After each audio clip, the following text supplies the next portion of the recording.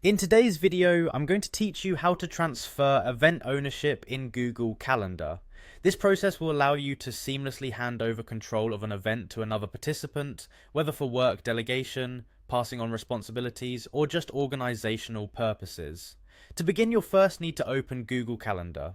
You can do this by navigating to the Google Calendar homepage in any web browser. Once you're there and logged into your Google account, you'll see your calendar view, which could be day, week, or month, whichever suits your preference. Now pinpoint the specific event for which you wish to change the ownership. Looking through your events list, click on the event you're interested in.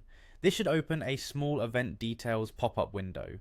Once the event box is open, take a look at the upper right corner.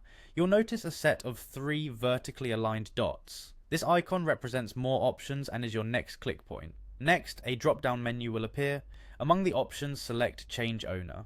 This action indicates you are choosing to transfer the ownership of the event. Once you've clicked on Change Owner, you will be prompted to provide the email address of the new designated owner. Ensure you enter the correct email address to avoid any errors or undesired transfers. It's best to double check this information before proceeding. An optional step you might find helpful is adding a personalized message for the new owner. This message can communicate the reason for the transfer or any relevant details that the new owner needs to be informed about. It's a nice added touch that can help prevent confusion and ensures smooth communication. After you have provided the new owner's email and added any desired message, it is time to finalize the process.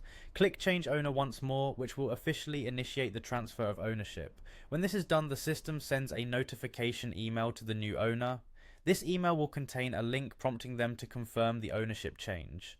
It's important to inform the new owner to check their inbox, as their confirmation is mandatory to complete the transfer. And there you have it. The process is straightforward and allows you to easily manage event ownership. Remember, the new owner must accept the transfer, so it's always a good idea to follow up and ensure everything proceeds smoothly.